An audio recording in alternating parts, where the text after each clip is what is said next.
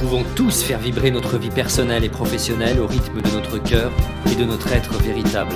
Chaque jour, je vous accompagne à oser une vie libre, épanouie et inspirante. Je suis Frédéric May, coach et créateur de sens et de potentiel pour l'être humain, et bienvenue sur ce podcast Oser ma vie. Bonjour à toutes les exploratrices et les explorateurs Oser ma vie. Oser ma vie, c'est le podcast qui vous permet d'imaginer, d'initier et de créer la vie que vous voulez. Aujourd'hui, nous avons l'immense plaisir d'accueillir Irena Banas, chef de cuisine crue, traiteur, aromatologue, photographe culinaire, conférencière, énergéticienne et coach. Irena, salut et je te remercie vraiment de tout cœur d'avoir accepté mon interview dans l'émission Oser ma vie. Bonjour Frédéric, merci beaucoup à toi et bienvenue à tout le monde. Alors Irena, nous allons ensemble décrypter ton parcours, ce que tu as osé pour en arriver là aujourd'hui, et puis nous allons explorer ensemble des pistes pour vivre pleinement avec ce qui nous fait vibrer et ce qui est important pour nous. Ça te va ce programme ? Parfait.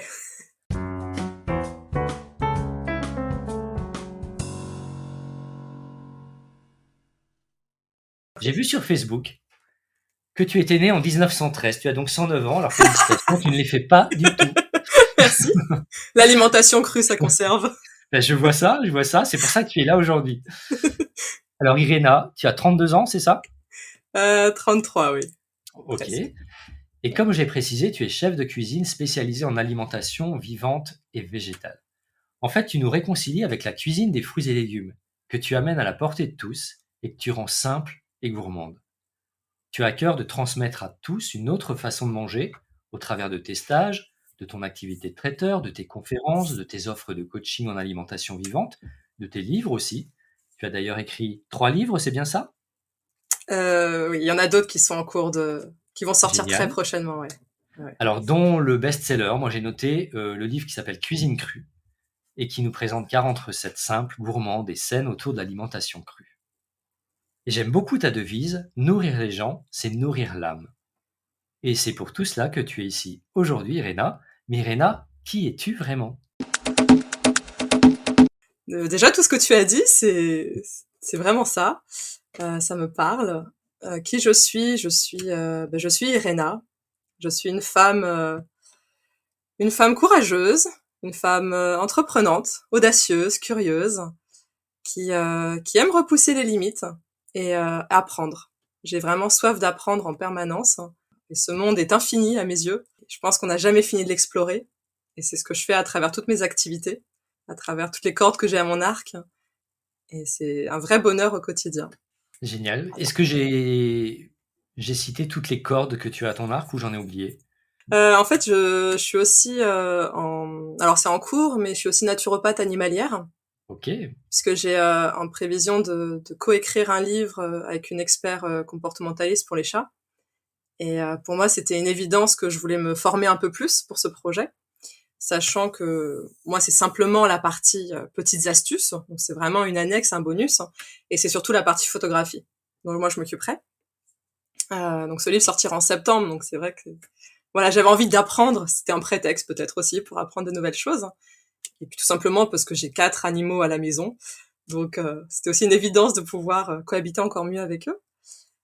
J'ai créé aussi des contes pour enfants, donc des contes à dimension écologique, bienveillante, avec des petits clins d'œil sur manger vos fruits avant les repas, sur le respect de la nature, toutes ces choses que je fais à travers mes autres activités. Donc la pomme de Blanche-Neige est bio.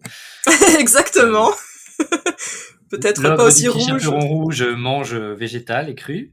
C'est ça. C'était déjà le cas, tu me diras. Ah non, pas tout à fait quand même. Ouais, La grand-mère, elle n'était pas très végétale, mais bon. Non, pas trop, pas celle-là. Donc voilà, et puis je ne cesse d'inventer, d'innover. Donc demain, il y aura peut-être de nouvelles cordes à mon arc. Qui sait. Ok, génial. Ok, alors, est-ce que la petite Irena passait déjà du temps dans la cuisine, sur les marchés, dans les vergers, les jardins potagers, les mains dans la pâte ou la tête dans le four ?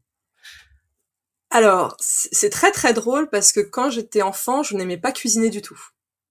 En fait, pour moi, c'était une perte de temps et je prenais aucun plaisir à cuisiner. Vraiment, c'était... je cuisinais parfois pour aider en cuisine ou voilà, parce que vraiment il fallait aider, parce que je me sentais un peu obligée. Mais prendre du plaisir à cuisiner, j'ai jamais, enfin, quand j'étais enfant, c'était absolument pas ma passion. Par contre, monter à l'arbre dans le cerisier et manger les cerises à même l'arbre, j'ai des photos encore qui en témoignent, ou croquer les fruits vraiment dans le jardin, ça par contre oui. Ça, j'ai eu la chance de passer beaucoup de vacances en Slovaquie, et c'est un pays qui est encore très nature, très peu touristique, D'accord. et on avait la chance voilà de pouvoir passer des vacances avec un beau jardin et plein d'arbres fruitiers, et là par contre oui je prenais beaucoup de plaisir. Mais quand j'étais enfant, cuisiner pour moi c'était une corvée en fait. J'adorais manger, j'ai toujours adoré manger, ça oui. Mais cuisiner c'était une corvée, et quand j'étais plus jeune je disais même à ma mère mais franchement là j'en ai pas l'intérêt, donc pour l'instant je n'apprends pas à cuisiner. Et puis un jour, je serai obligée d'apprendre à cuisiner quand je vivrai seule, j'apprendrai à ce moment-là. Je me débrouillerai à ce moment-là. Et donc la cuisine est venue très tard en fait. Ben alors, à ton avis, justement, est-ce que ton enfance te prédestinait à devenir qui tu es aujourd'hui? Sûrement un peu, sûrement oui. J'avais déjà un côté un peu rebelle, un peu voilà, j'aimais faire ce que les autres ne faisaient pas forcément. Et, euh, et quand il fallait pas y aller, j'y allais encore plus. Et je pense que finalement, ça m'aide aujourd'hui à agir quand même à contre-courant, parce que la cuisine crue n'est pas encore très démocratisée. On en est vraiment aux prémices. Et, euh, et je pense que voilà, il faut quand même ce courage et cette audace pour faire face aussi à la cuisine traditionnelle française, parce que la gastronomie en France est quand même très importante. Donc quand j'arrive avec ma gastronomie végétale et crue en plus, c'est même pire que végétale. C'est Oui, il faut parce qu'on est pouvoir bien nager dans à le contre. végétal, effectivement. C'est du Ouais. végétal et on n'est pas dans le carpaccio et le tartare de bœuf. Non, non, non, même pas, même pas. Donc non, non, je pense qu'à ce niveau-là, oui, ça me prédestinait un peu. Et puis malgré tout, j'ai toujours aimé faire plaisir. Ça a toujours fait partie de ma vie. Euh, voilà, quand j'étais petite, je faisais des massages. On disait que je faisais des très bons massages. J'allais être masseuse plus tard pour faire du bien. Ou j'ouvrirais une boulangerie parce que comme ça, je pourrais offrir des bonbons et des pains au chocolat à tous mes amis et toute ma famille. Bon, plus tard, j'ai appris que la boulangerie c'était peut-être pas top pour en termes de santé, mais disons qu'il y avait vraiment cette notion, en tout cas, de faire plaisir, de réjouir, de rassembler. Et, euh, et puis j'étais une enfant très bavarde, très très bavarde.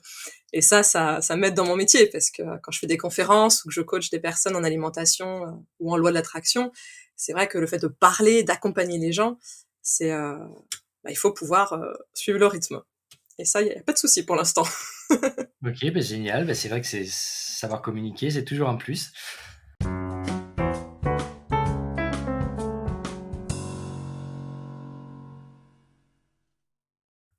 Ben justement, tu vas nous raconter un petit peu les grandes étapes de ton parcours qui t'ont amené là aujourd'hui et les motivations aussi qui t'ont mené à qui tu es aujourd'hui. Donc une experte et une ambassadrice de la cuisine crue et bien d'autres choses. Oui. Alors au départ, je m'orientais plus vers des études pour travailler dans l'événementiel, donc l'organisation d'événements. La vie en a décidé autrement, j'ai fait d'autres choix finalement, et j'ai fait pas mal de social et avec les enfants. J'ai toujours beaucoup aimé travailler avec les enfants, ce que je continue de faire d'ailleurs à travers les recettes pour enfants ou les ateliers de cuisine pour enfants. Et à l'époque, je faisais déjà du coaching, donc pour accompagner les enfants, pour résoudre des conflits, pour apaiser. Mon prénom en grec veut dire la paix. Et je sais pas si c'est un hasard ou pas, mais en tout cas, c'est une notion que j'ai vraiment à cœur. En tout cas, la paix, c'est quelque chose de très important pour moi. Et d'amener la paix dans les foyers. Et c'est vrai que les enfants, travailler à leur contact, c'était très plaisant. Le social, pareil, j'aimais beaucoup. Donc c'était soit des maraudes avec les SDF, hein, soit de travailler dans les foyers aussi pour SDF, de travailler avec des enfants en difficulté. Enfin voilà, il y avait vraiment toute cette dimension humaine à chaque fois qui me plaisait beaucoup. Avec les enfants, je faisais déjà des ateliers de cuisine à l'époque, parce que je trouvais que voilà, c'était ludique, c'était important d'apprendre à cuisiner et de cuisiner. Voilà, je vivais déjà seule, donc j'avais déjà appris à cuisiner toute seule. Il y avait un cap qui avait été franchi. Et puis au fil du temps, j'ai vu les limites, ou en tout cas j'ai trouvé des limites au social et mon travail avec les enfants. Et j'ai commencé à m'ennuyer un peu. Et le fait de m'ennuyer, pour moi, c'était un indicateur que ça n'allait plus. Et je prenais plus de plaisir, en fait, à aller travailler. Et ça, pour moi, il était hors de question de continuer dans ces conditions. Que moi, en tout cas, je m'épanouissais plus dedans. Et du coup, j'envoyais plus le bon message aussi aux gens autour de moi et aux enfants. Et ça, pour moi, c'était vraiment inconcevable. Donc, j'ai préféré faire une pause dans tout ça. et j'ai commencé à travailler pour une marque de super aliments sur les salons bio parisiens. Donc faut savoir que j'ai quand même toujours eu une appétence pour tout ce qui était bio, pour l'écologie, le zéro déchet. Ça a toujours quand même été quelque part en moi où ça m'intéressait vraiment. Et travailler pour cette marque de super aliments, c'était génial parce qu'en fait, on parlait cuisine toute la journée.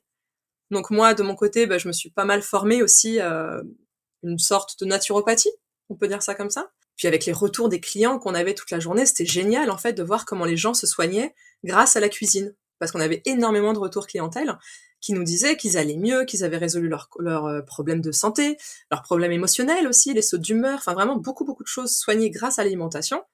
Et c'était pas jusqu'à présent un aspect que j'avais vraiment... Bon, je mangeais pas très bien à l'époque, faut le dire. Et du coup, ça m'a ouvert en fait vraiment sur plein de choses. Et leur super aliment était cru. Donc ça veut dire pas cuit au-delà de 42 degrés 50. Donc pour préserver les nutriments, les enzymes, les vitamines. Et donc voilà, j'entendais déjà, plus c'est cru, mieux c'est meilleur pour la santé, on a plus d'enzymes, donc c'est meilleur, il y a plus de vitamines. Mais en parallèle, j'aimais bien les fruits et légumes crus, j'aimais bien les crudités, donc je me posais pas plus de questions que ça. Je me disais, mais mon corps, j'ai confiance en lui, il va se régénérer tout seul, il fera le boulot, je m'en suis toujours sortie dans la vie. Donc c'était une grosse métaphore aussi de ma vie en général. Mais voilà, l'alimentation, c'est un outil de plus et mon corps sera assez grand pour se débrouiller. Et puis de fil en aiguille, quand même, j'ai entendu parler d'une personne qui était naturopathe et qui prônait l'alimentation vivante. Et puis l'occasion s'est présentée, j'ai été faire un stage chez elle. Et là, 5 jours de stage ont été une révélation, en fait, où on avait à la fois la partie théorique et pratique.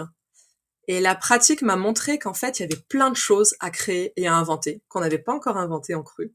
Et là, ça a été des paillettes dans les yeux, et dans le cœur et dans le cerveau, vraiment. Voilà, ça fait très plaisir à mon côté créatif.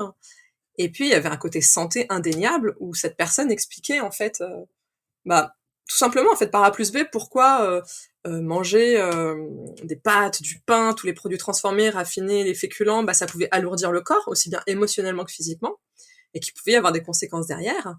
Et puis, à contrario, tout ce qui est acide, donc sucre raffiné, viande, produits animaux, comment ça pouvait créer des douleurs dans l'organisme, créer des maux, en fait, dans le corps, aussi bien physiquement que, pareil, émotionnellement. Et que juste en changeant son alimentation, donc en changeant son assiette, on pouvait, en fait, changer sa vie. Et ça, je trouvais ça, mais révolutionnaire, en fait. Enfin, ça a été... pour le coup, ça a été une grosse révélation, ce stage. Et la deuxième chose importante pendant ce stage, ça a été que j'ai eu aucune migraine. Et j'étais une très, très grande migraineuse, experte en migraine, là, pour le coup. Et tellement experte qu'en fait, pour moi, c'était comme c'est incurable, en fait, la migraine, on connaît très, très peu. C'est vraiment méconnu. Enfin, c'est même banalisé, je dirais. Je me disais pas que j'avais une maladie incurable, en fait, qui pouvait être soignée. Pour moi, j'avais baissé les bras et j'avais trouvé quelques remèdes qui soulageaient à peu près. Bon, c'était moins pire qu'avant, donc c'était potable.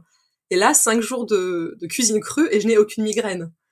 Et pour moi, ça a été inespéré, en fait, parce que je m'y attendais pas du tout.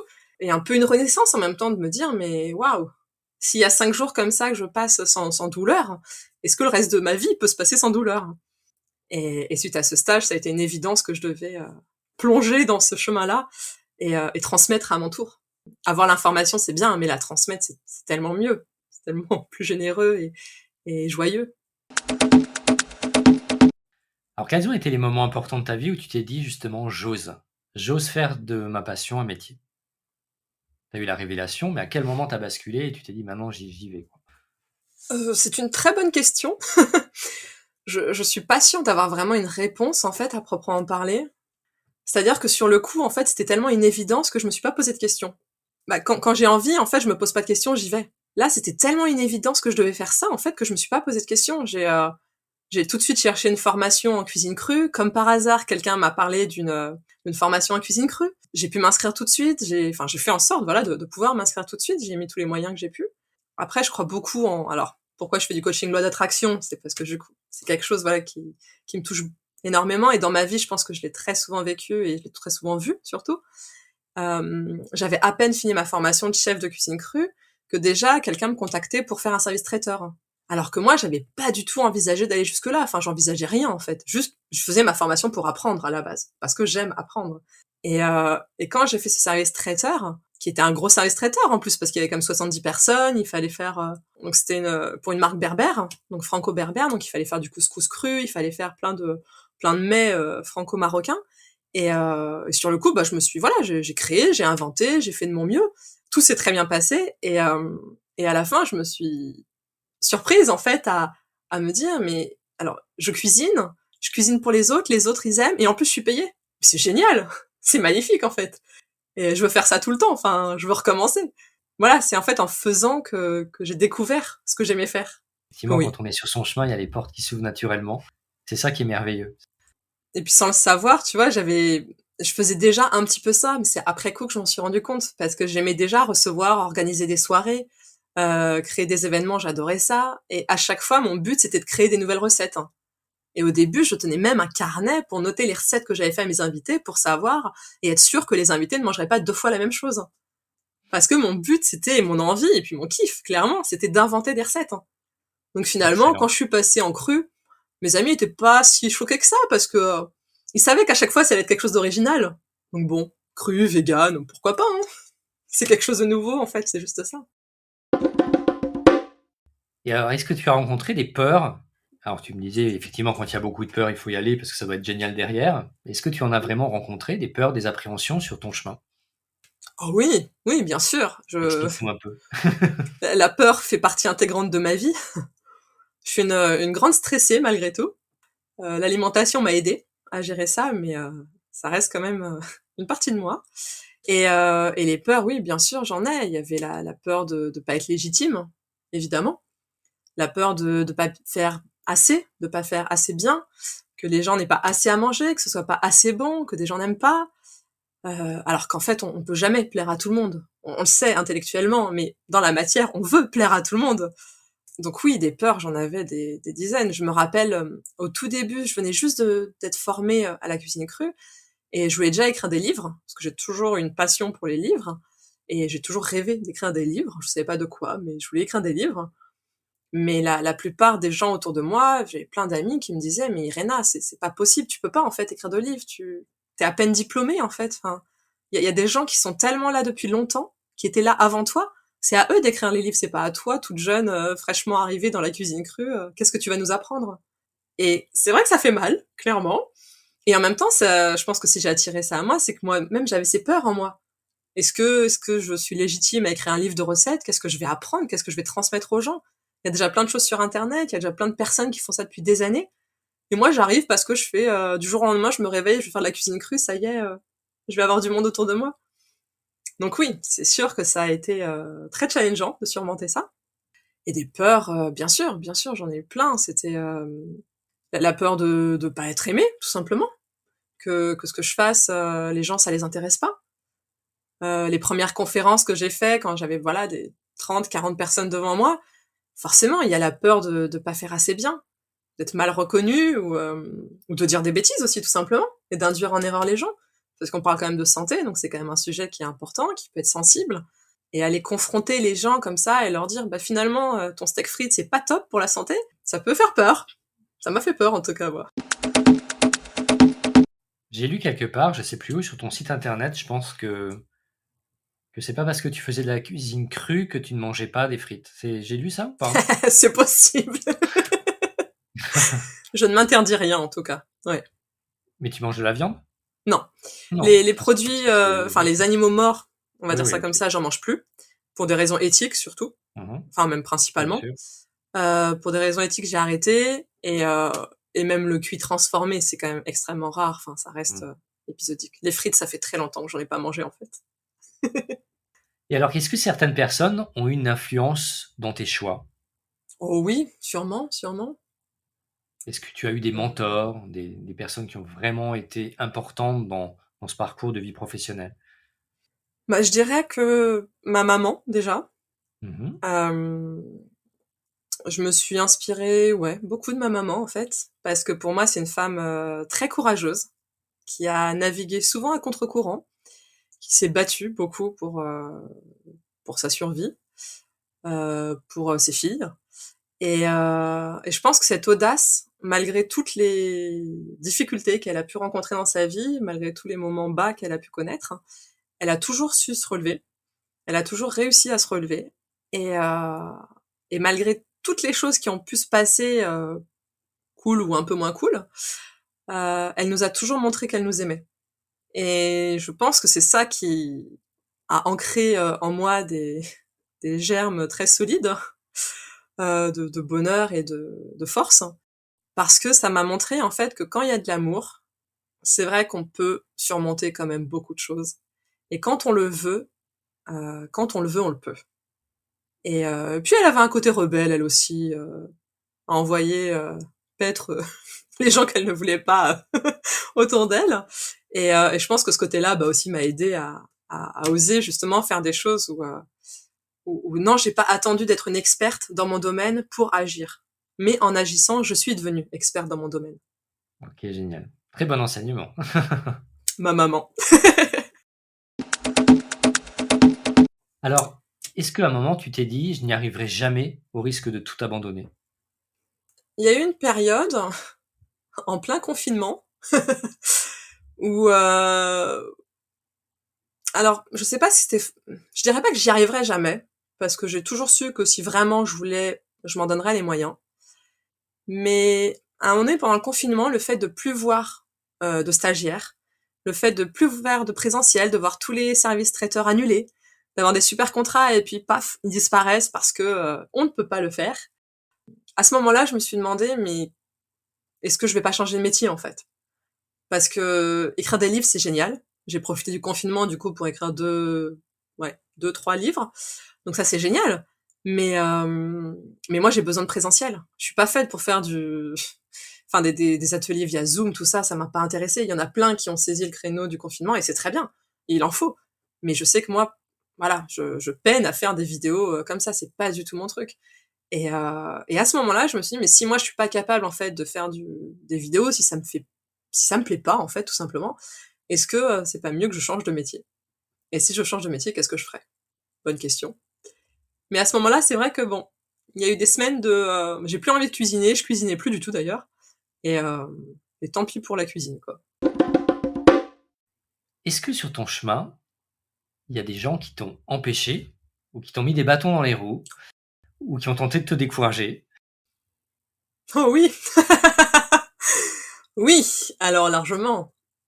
J'ai plusieurs profils, enfin j'ai eu plusieurs profils autour de moi. Il y avait pas mal de personnes qui pensaient pas forcément à mal, mais qui de par leur peur en fait projetaient tout sur moi et me disaient mais ça va être dur, Irena, tu te rends compte, ça va être compliqué, tu vas pas y arriver.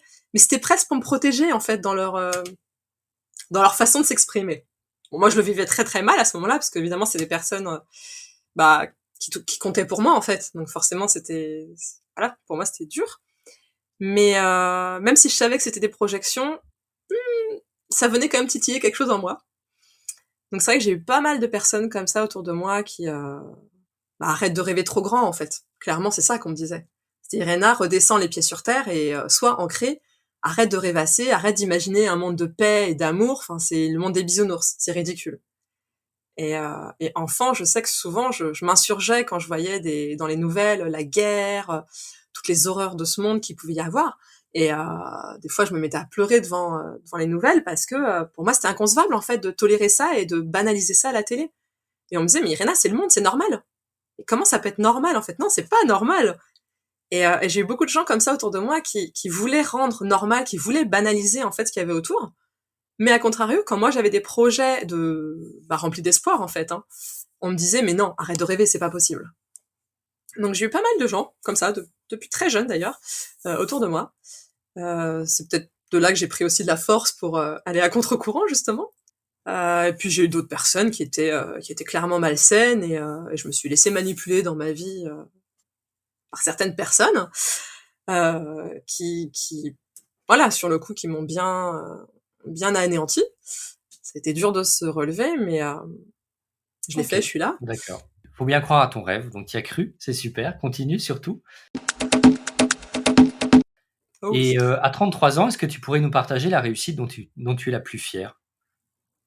Ça peut être personnel comme professionnel? Ce qui te vient, oui. Je n'avais pas réfléchi à cette question. En fait, c'est C'est difficile marrant de parce que quand on répondre. voit dans l'extérieur, je m'excuse, je te coupe, mais quand on voit Vas-y. ton parcours de l'extérieur, ce que tu fais, on se dit: «Mais Irena, c'est un modèle de réussite, il y a tellement de réussite» et quand on regarde soi-même ce qu'on a fait, on se dit: «Bon, finalement». Peut-être mon premier livre de recettes, hein. Mmh. Mon C'était premier cuisine livre, crue, c'est ça? ouais, cuisine crue, parce que, c'est à cette période-là que clairement beaucoup de gens autour de moi me disaient qu'il fallait attendre et avoir quelques années d'expérience, et le hasard de la vie a fait que j'ai croisé le directeur des ventes de chez Marie Claire, et moi je l'ai vraiment pris comme un signe du destin, où je me suis dit: «Mais Irena, fonce, en fait, si tu vas pas, tu vas le regretter, et tu sais que tu peux pas le regretter, donc fonce». Et là, j'y suis allée, vraiment à l'audace, au culot, et je lui ai proposé d'écrire un livre de recettes. Et alors, il a été très très surpris lui aussi. Et finalement, je pense que c'est grâce à cette audace, grâce à ce jour-là, que j'ai pu écrire ce livre. Et tout s'est enchaîné de manière génialissime, j'ai envie de dire, parce que déjà j'ai eu une grande liberté dans les recettes. J'avais comme consigne 40 recettes, mais j'ai vraiment pu écrire ce que je voulais, donc carte blanche. J'ai pu écrire toute la partie introductive, donc ça voulait dire aussi partager toutes mes connaissances de ce moment-là, pour inciter les gens à manger cru, parce que mon but, c'est comme tu l'as dit, mais démocratiser cette alimentation et montrer que oui, manger des fruits et légumes, ça peut être sexy et super bon pour la santé, et bien plus simple qu'on ne le croit, sans pour autant devenir crudivore à 100%, mais voilà, augmenter sa part de fruits et légumes, c'est vraiment meilleur pour la santé. Et puis le gros challenge, ça a été, au-delà des recettes et de l'intro, ça a été les photos, puisqu'à ce moment-là, je n'étais qu'une photographe amateur, et que je me suis formée à 200% pour ce livre. Donc j'ai regardé plein de tutos YouTube, j'ai fait plein d'essais, et aujourd'hui, quand je vois les derniers livres, là je viens de finir un nouveau livre justement sur l'herboristerie et les plantes comestibles du jardin, et je vois le temps que je passe sur les photos aujourd'hui, où parfois en 30, voire 100 photos, même pas, enfin entre 30 et 50 photos maximum pour une photo au final, alors qu'à l'époque, mais j'ai certaines photos, mais j'avais 500 photos juste pour une photo dans le livre, parce que la fleur, faut la mettre à droite, à gauche, où est-ce qu'il faut la mettre. C'était un côté un peu perfectionniste, contrôlant peut-être, mais c'est vrai que voilà, faire les photos de ce livre a été une très très gros challenge pour moi. Et j'y ai passé énormément de temps, et parce que je voulais que ce livre soit parfait, justement. Comme en plus on m'avait dit que j'avais rien à apprendre, il fallait justement qu'il soit encore mieux. Donc Et alors, il est comment pour toi ce livre? j'en suis fière. J'en suis Eh très ben fière. voilà, tu vois? Pour la personne que j'étais à l'époque, j'en suis très très fière, et le fait de voir qu'aujourd'hui encore, il y a des personnes qui l'achètent parce du coup, il a été écrit en 2018, donc ça date maintenant. Et de voir qu'encore aujourd'hui, il nourrit certaines personnes, il y a des personnes qui l'aiment, il y a des photographes qui me font des compliments sur mes photos. C'est de la joie, et ça m'a permis, je pense aussi d'oser en écrire d'autres, d'oser vouloir en écrire d'autres. Je pense que ce qui est difficile aussi parfois, c'est d'assumer en fait son rêve, hein, et d'assumer que bah oui, je voulais en faire plein en fait, et je veux en faire plein des livres, et je continue là-dessus. Alors Irena, tu as le sourire, tout le temps. En tout cas, quand on te voit, je pense que peut-être quand tu es chez toi toute seule, c'est pas toujours le cas. Mais en Si, tout si. cas, quand on te voit, tu as toujours le sourire, tu es en énergie. Quel est le secret de ta forme? L'alimentation crue, ça, on a bien compris. Oui. Alors, j'ai toujours été souriante. J'ai toujours été souriante, et je pense que ça fait tellement de bien en fait de sourire. Ça fait tellement de bien à soi déjà, et puis aux autres en fait. C'est tout bête, hein, c'est basique, hein. Souris, et le monde te sourira, et offre un sourire, et même si tu n'as rien à donner, le sourire c'est déjà un beau cadeau. Mais c'est quelque chose que j'ai vraiment. Alors c'est pas volontaire, hein, voilà, je suis souriante, c'est évident. Mais je pense que le fait de voir le bonheur que ça peut procurer aux gens, bah ça m'incite encore plus à être souriante. Et malgré tout, c'est vrai que j'ai eu une enfance pas forcément facile, un peu même très dure. Et le fait de sourire, c'est aussi une manière de s'en sortir, et d'apporter de la lumière en fait. Parce que dans une pièce toute noire, quand on amène un sourire, ça peut illuminer toute la pièce, hein, et faire du bien de manière tellement accessible. Finalement, tout ce que je fais, hein, que ce soit la cuisine, même les huiles essentielles, comme je suis aromatologue, enfin, toutes les choses, en fait, ce sont des choses très simples, des outils très simples à mettre en place. Mais une fois qu'on les a et qu'on comprend comment ils fonctionnent, manger un fruit avant un repas, c'est pas compliqué. C'est à la portée de tout le monde, en fait. C'est pas plus cher qu'un autre repas. Enfin, c'est vraiment accessible. Et ben, sourire, c'est un peu ça aussi. C'est apporter du baume au cœur pour les autres, pour soi, et amener peut-être sa participation au monde aussi. Rendre Bah, la c'est terre plus sûr. belle.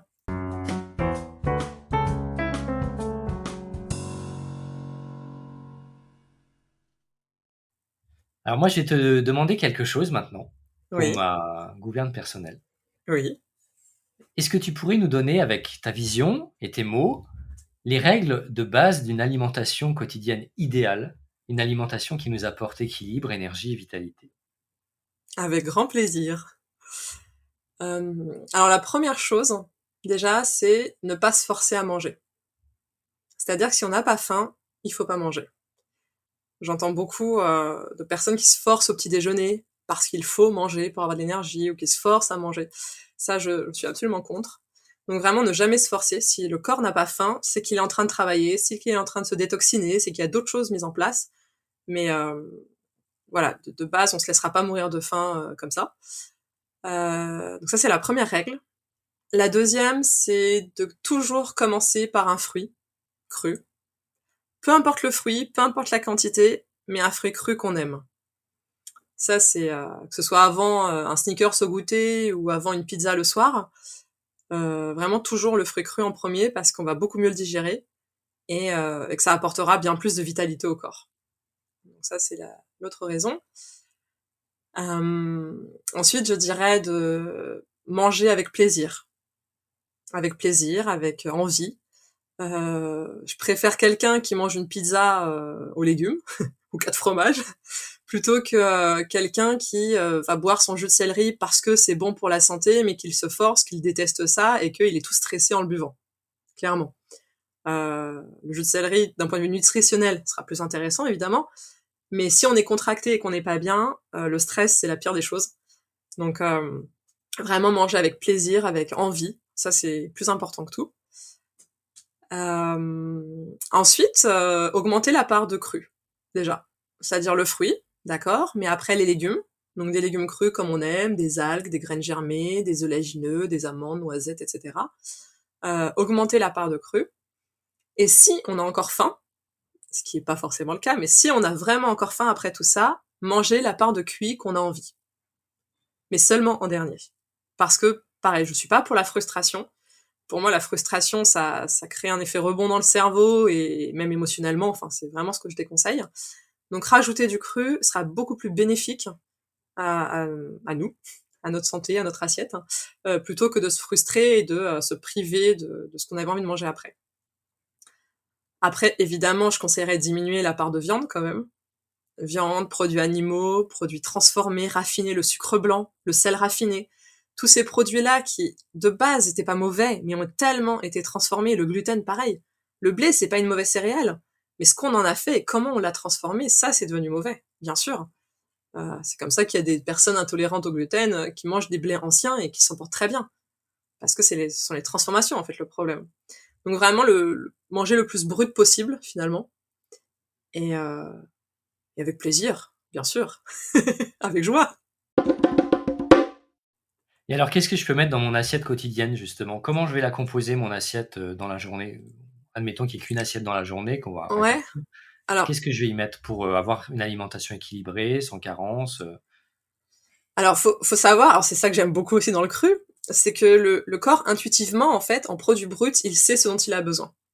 C'est-à-dire qu'il ne peut pas être en carence s'il mange du vivant, biologique de préférence, parce qu'on le sait, les pesticides, bah, c'est anti-vie, donc ça tue la vie, donc ça nous apporte pas beaucoup de nutriments, ni de vitamines. Mais je dirais déjà commencer par un smoothie, par exemple, ou une purée de fruits. Donc tout simplement mixer, pommes, bananes, on mixe, un peu d'orange ou ce qu'on aime. Mixer des fruits pour faire une purée de fruits. Donc comme ça, on commence par les fruits. Et puis ça cale, hein. Franchement, quand on commence par le fruit, on a moins faim après, hein. Ensuite, on peut manger une salade ou des légumes. Ça peut être même une salade de carottes, de potimarron, de patates douces, râpées. Là, c'est la saison, donc c'est bien. Comme ça, on aura un bon brosage cet été. En sauce, on peut faire une vinaigrette à base d'oléagineux. Comme ça, c'est plus dense. Donc c'est vrai qu'au début, en tout cas, quand on commence, on aime bien quand c'est dense ce qu'on mange. Donc il y a tout ce qui est purée d'oléagineux, les purées d'amandes qu'on appelle beurre d'amande aussi. Purée d'amandes à diluer avec un peu d'eau, un peu de jus de citron, quelques épices, curry, paprika, sel, poivre. Dilué avec un peu d'eau pour faire une sauce liquide. On mélange tout ça avec les légumes. Les épinards, c'est la saison aussi, c'est super bon les épinards. On mélange tout ça, on rajoute quelques graines de chanvre décortiquées, ou même quelques amandes ou noisettes concassées. Déjà, c'est bien. Si vraiment on a encore faim après ça, on peut se faire une soupe. Parce que cru, c'est bien, mais chaud, c'est bien aussi. Donc on peut se faire une soupe avec plein de légumes qu'on aurait découpés. Donc par exemple des quartiers, des courgettes coupées en rondelles, avec des carottes. On peut les faire en spaghetti. C'est bien aussi de jouer avec les formes. C'est rigolo, même avec pas forcément un spiraliseur si on en a pas, mais un économe. Tout simplement faire des tagliatelles de carottes. Visuellement, c'est vrai que c'est plus joli, c'est coloré, donc ça donne encore plus envie.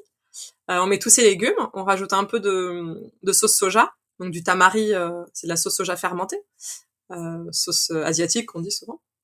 On rajoute de l'eau chaude au dernier moment, et comme ça nous fait une soupe croquante, mais chaude. Et en même temps, on garde les nutriments, les vitamines des légumes. Donc ça, c'est super. Et puis si vraiment on veut finir avec une note sucrée, il y a le chocolat cru qui existe, qui peut être bon. Alors faut pas en abuser parce que le foie ne sera pas très content, mais de temps en temps, c'est vrai que c'est sympa. Et sinon, ça peut être même un petit mélange juste avec des dattes et de la poudre d'amande, par exemple, un peu comme les Energy Balls. Faire ce mélange-là, donc écraser vraiment la date dans la poudre d'amande, et ça fait un petit dessert sucré, ou juste une date, même si on n'a pas le temps. Ça permet de finir par une note sucrée, et c'est vrai que les gens aiment bien. Mais parfois, je vais me faire un repas 100% fruits. Et ça va tout à fait me convenir, et je vais juste manger les fruits à la croque, et je fais pas Génial. des super gâteaux tout le temps, quoi. Je me doute. Merci pour tous ces conseils et puis ça change un petit peu, ça peut permettre de varier. Moi, ce soir, ça me donne des idées, tiens. Ah, chouette. Faire des tagliatelles de carottes. Super. Merci et alors que pourrais-tu conseiller à nos auditrices, à nos auditeurs qui voudraient se lancer aujourd'hui dans une carrière peut-être de chef de cuisine ou de traiteur ou d'ambassadrice de l'alimentation saine? Je dirais qu'il faut déjà accepter qu'on a cette envie, donc assumer qu'on a cette envie, assumer qu'on a envie de faire ça, et essayer, en fait, expérimenter. Ne pas attendre d'être reconnu par les autres, ne pas attendre d'avoir le diplôme, d'avoir le certificat, d'avoir l'expérience, mais déjà tester. Parce que c'est en expérimentant, c'est en testant qu'on apprend, et ce qu'on essaye dans la vraie vie, entre guillemets, c'est pas ce qu'on apprend dans les livres. Donc la formation, c'est bien, ça permet d'acquérir des bases. Évidemment, je suis très heureuse quand il y a des gens qui viennent se former chez moi, évidemment. Mais après, il faut essayer. Mes livres de recettes, ils sont super, mais c'est une base. Après, il faut expérimenter, il faut tenter des nouvelles choses, et surtout, il ne faut pas avoir peur de se tromper. C'est très facile à dire, parfois difficile à mettre en place, mais très souvent, c'est par les échecs qu'on apprend. Oui, Et oui. il y a plein de fois où j'ai testé des recettes qui étaient franchement dégoûtantes, clairement. Et c'est pas grave, en fait. Parce que au moins, j'ai concrétisé, j'ai essayé, je me suis rendu compte de ce qui allait pas. Alors que si c'était resté dans ma tête, si j'avais jamais essayé, je l'aurais jamais su, en fait. Alors que là, j'ai pu peaufiner la recette et en faire quelque chose de merveilleux derrière. Mais il fallait accepter de passer par cette étape où, oui, il y a un risque que ce soit pas bon, il y a un risque que ce soit raté, et c'est pas grave, en fait, on est là pour apprendre. Si on savait tout de suite, on n'aurait plus rien à apprendre, et je crois que ce serait un peu triste, pour moi en tout cas. Donc OK, j'ai bien retenu, ne pas hésiter avant de se lancer, ne pas attendre d'être connu, ne pas avoir peur de Ouais. l'échec. Et pour conclure, quel dernier message souhaiterais-tu délivrer à tous ceux qui n'osent pas se lancer et qui risquent de passer à côté de leurs rêves? En fait, la première chose, c'est que c'est dommage, hein. C'est dommage pour vous, parce que le monde, la Terre continue de tourner. Les gens, ceux qui ont envie d'oser, ils osent, ils font, etc. Mais vous, c'est votre vie, en fait. Donc osez, essayez, expérimentez, et allez-y. Et c'est en osant, en fait, que vous verrez si ça vous plaît ou pas, quitte à changer après, parce que peut-être que ça ne vous plaira pas, qui sait. Mais au moins, vous saurez essayer et vous n'aurez pas de regrets. Parce que arriver au dernier jour de sa vie et se dire, en fait, j'ai plein de regrets, et maintenant je peux plus rien y faire, c'est franchement dommage. Oui, Alors que oui. essayer, c'est tellement mieux. OK, merci beaucoup Irena et c'est pas tout à fait fini. Maintenant, on va terminer, comme tu as pu l'entendre sur d'autres émissions, par un petit instant questions-réponses flash. Je te pose des questions et tu me réponds du tac au tac, OK? Ok.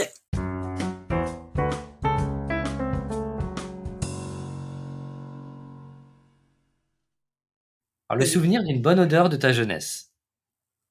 Le parfum de ma mère. Si tu étais un légume, tu serais Des épinards? plutôt ville ou campagne? Campagne.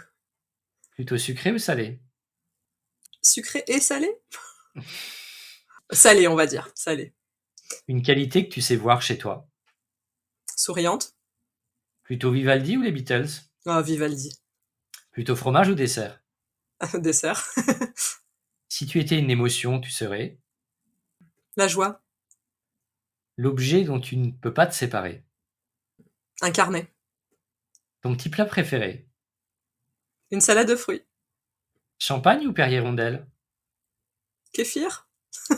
Ça va aussi, hein. Kéfir. Non. Plutôt côte de blette ou frites? Frites, allez. Un mot qui rime avec bonheur. Ardeur. Eh ben, merci Irena.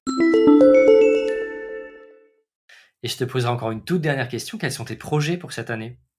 Eh bien, bientôt, j'ai la sortie de mon livre, donc Herboristerie, sur les plantes comestibles du jardin, que j'ai coécrit avec Jean-Baptiste Lessic. Je suis aussi donc en train de finir ma formation de naturopathe animalière, et donc en parallèle je suis en train d'écrire donc et de prendre les photos surtout pour le livre qui sortira en septembre avec Anne Banas, donc qui est comportementaliste chat. Donc tous les conseils sur les chats. Puis en parallèle, je suis en train de développer les services traiteurs pour les gâteaux d'anniversaire. Ça, c'est super sympa à faire.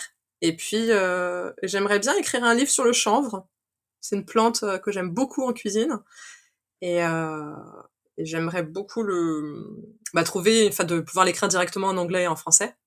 Parce que je suis passionnée de langue étrangère, donc ce serait un pur bonheur. Et puis, j'écris aussi des contes pour enfants. Et du coup, on est en train de trouver une maison d'édition. Donc, dans l'espoir que les contes sortent cette année, en livre. Sinon, l'année prochaine. Mais en tout cas, on est en train de les écrire là. Voilà. Bon, il y a plein d'autres choses, mais c'est déjà pas mal quand même. On a hâte de voir tout ça. Est-ce qu'il y a quelque chose que tu aimerais rajouter? Merci à toi, déjà. Merci pour ton accueil, pour ton Avec invitation. Plaisir. Je dirais, faites les choses avec joie. En fait, la joie, pour moi, c'est vraiment un indicateur important de ce qu'il faut faire ou pas faire, de savoir si on est au bon endroit ou pas, si ça nous fait sourire, si ça nous fait rire, si on a du plaisir là où on est, il faut y rester, et sinon il faut aller dans cette voie où il y a du plaisir, parce qu'on est là sur Terre pour expérimenter plein de choses, pour partager plein de choses, mais avec plaisir, c'est tellement mieux. Tu as raison, ouais. Les émotions positives doivent nous guider, c'est vrai. Oui. En tout cas, merci vraiment, vraiment pour ton sourire déjà, ta passion, ton authenticité et puis tout ce que tu partages. Et puis, où est-ce qu'on peut te suivre sur les réseaux et dans la vie finalement, Irena? Alors, il y a mon site internet, donc irenabanas.com tout simplement. Sinon, sur Instagram, je suis assez efficace. On va dire, je réponds pas mal. Donc Instagram, pareil, Irena Banas. Facebook, un peu. Mais bon, les réseaux sociaux, c'est pas forcément trop mon truc, donc je suis plus message privé généralement. Et puis sinon, j'organise des stages en Eure-et-Loire, donc stages de cuisine, et je me déplace partout en France et à l'étranger pour les stages ou les services traiteurs. D'accord. Voilà. On a tout ça sur ton site, les dates d'événements, les choses comme ça? Oui. Oui, et sinon, je fais beaucoup à la demande depuis ces 2 dernières années. Donc maintenant, je crée pas mal d'événements à la demande. Ok, en tout cas, vous aurez tous les liens dans la description de l'épisode. Alors, merci à toutes, merci à tous, merci à toi Irena. Avec plaisir, merci. Et puis je vous dis à très bientôt pour un nouvel épisode de Oser ma vie. Je vous embrasse, prenez soin de vous, bye bye. Merci pour votre attention, c'était Frédéric May pour l'émission Oser ma vie. Retrouvez-moi sur les réseaux sociaux ou sur mon site internet coaching-personnel.fr. Si vous avez aimé cet épisode, n'hésitez pas à réagir en commentaire ou à me laisser un petit audio ou à lever le pouce pour aimer ce podcast. Enfin, je reste disponible pour vous donner toutes les informations sur mes accompagnements Oser ma vie, Oser mon job ou Oser mon business et établir avec vous un plan d'action personnalisé. Prenez soin de vous et à très bientôt.